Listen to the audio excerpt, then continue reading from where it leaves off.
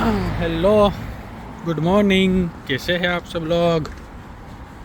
तो एक बार और एक बात बहुत बार आपका मेरे ब्लॉग में फिर से स्वागत है मेरे भाइयों। तो अभी मैं बताने जा रहा हूँ अपने बारे में कि मैं यहाँ पर 3 साल से आ गया हूँ। काफ़ी सारे कमेंट भी आते रहते हैं कि भाई तुम किस कंट्री में हो, तुमने कहाँ काम किया है। सब लोगों का ये सवाल बहुत है।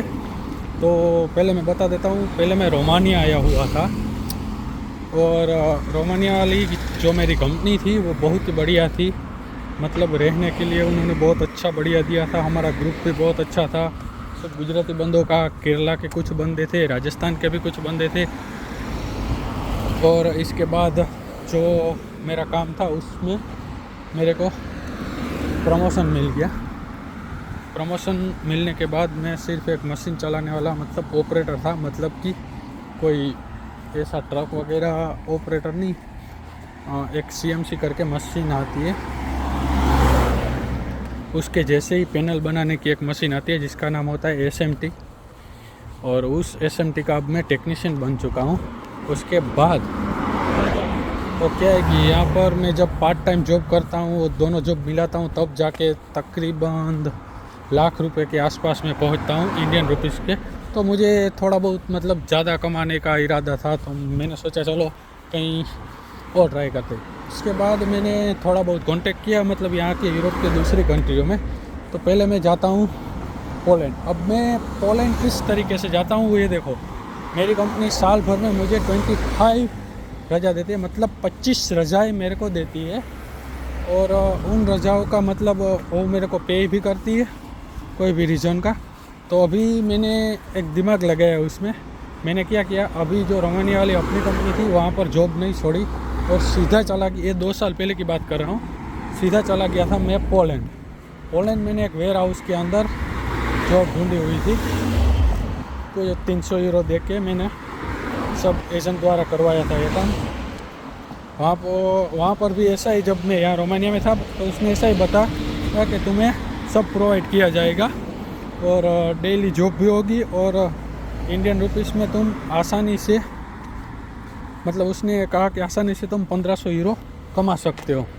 तो मेरे को तो बढ़िया लगा है, 1500 यूरो भाई कमाएगा, उसके बाद पार्ट टाइम भी करेगा तो अपन बहुत सारा कमाएगा पैसा।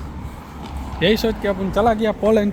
लेकिन मैंने एक मेरे दोस्त के कहने पर दिमाग लगाया। मेरा जो ये वाली कंपनी थी ना, यहाँ पर मैंने रिज़ाइन नहीं मारा, मतलब ये जॉब छोड़ी नहीं, सिर्फ यहाँ पर लीव ले ली मैंने। तो मैंने ले ली 17 दिन की लीव और मैं, तुम्हारा भाई चला गया पोलैंड। और पोलैंड जाते ही उस कंपनी के साथ मतलब डायरेक्टली कॉन्ट्रैक्ट तो 1-2 दिन में नहीं करते।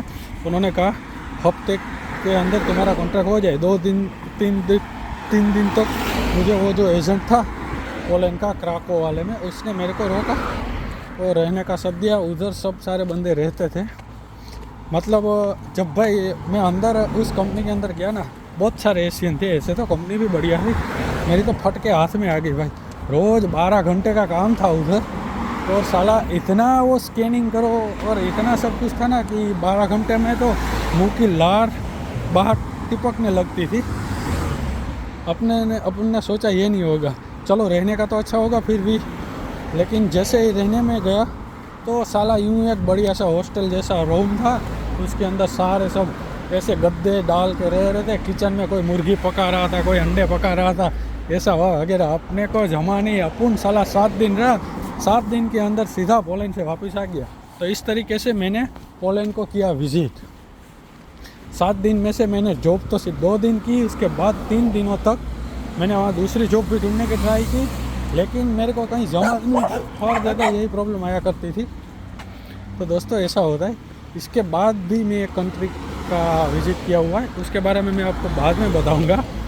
तो अगर तुम रोमानिया से पोलैंड कोई भी जा रहा है या फिर दुबई से भी कोई भी पोलैंड जा रहा है तो इस बात का ख़ास ध्यान रखना, क्योंकि पोलैंड में काम तो भी बहुत मिल जा रहा है दुबई वालों को, मतलब जो यूरोपियन कंट्री में से है उनको।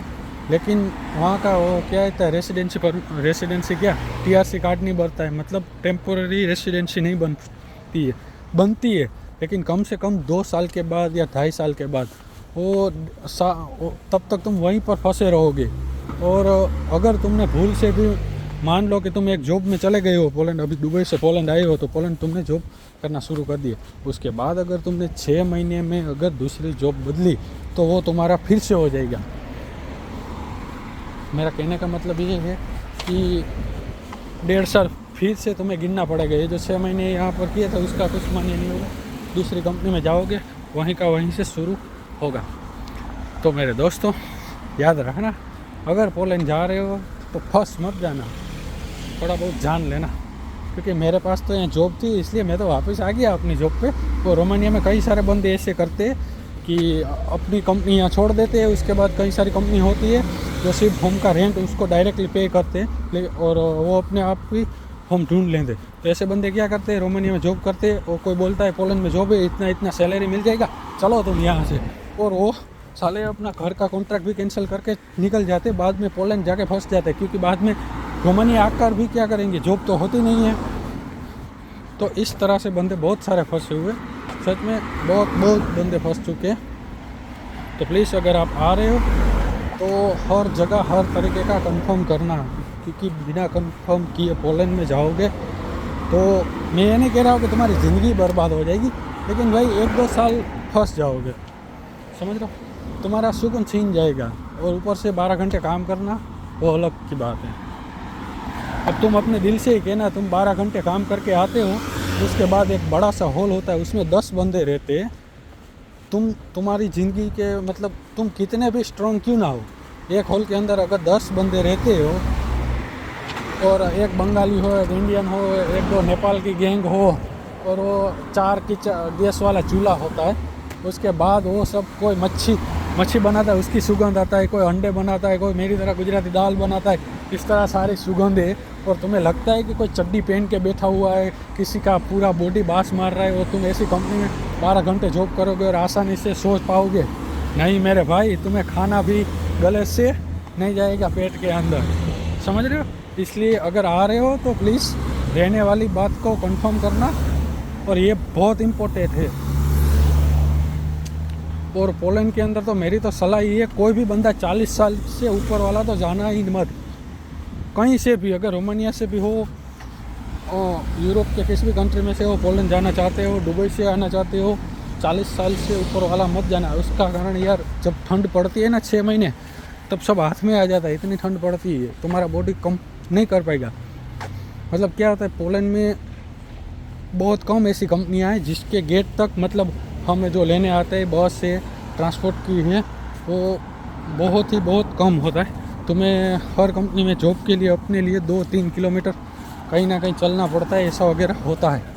और ठंड में साला नहाने का मन नहीं कर रहा है, सुबह 5 बजे तुम कहाँ से जाओगे? अभी बता दो, तुम्हारा 6 बजे का जॉब है तो सुबह 4:30 बजे उठना पड़ेगा, आधे घंटे में फ्री होना पड़ेगा,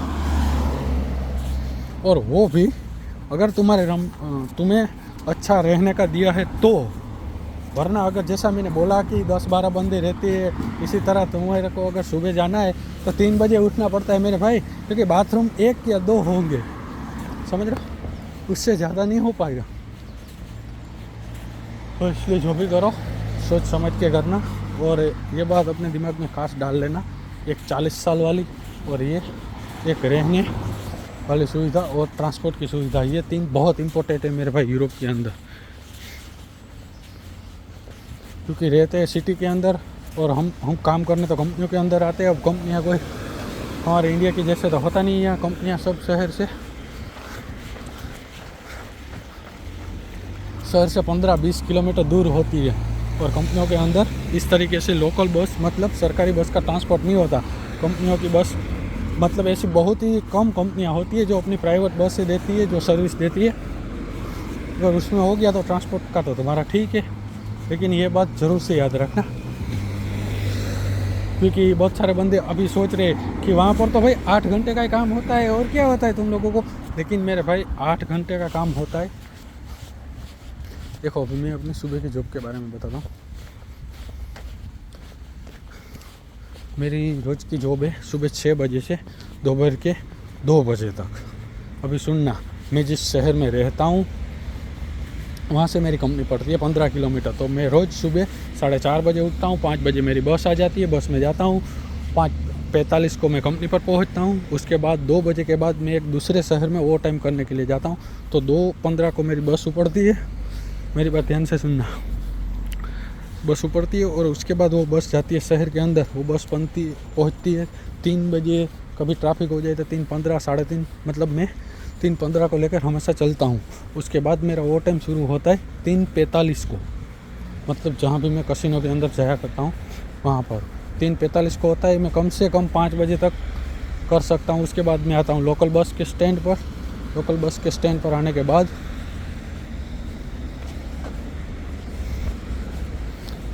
मैं पकड़ता हूँ अपनी बस और जाता हूँ अपने वाले शहर पे। और अपने वाले शहर पर पहुँचने में मेरे को लगता है कम से कम 45 मिनट। ये सब करते करते 7, 7:30 बज जाते हैं। तो 7:30 बजे मैं पहुँचता हूँ अपने रूम पर। रूम पर पहुँचते ही पहले फ्रेश होता हूँ, इंडियन चाय पीता हूँ। चाय पीने के बाद सीधा खाना बनाता हूँ। तो मेरे भाई जब मैं शाम को फ्री होता हूँ ना तो रोज़ के 9:30 बज जाते हैं। अब तुम सोच के बताओ कि कितना स्ट्रगल होता होगा। और मैं सैटरडे संडे को भी कोई ना कोई काम ढूंढता रहता हूँ। और काम कैसे ढूंढना ये मैं अगले वीडियो में बताऊँगा। चलिए मेरी बस आ गई है। जय श्री कृष्णा।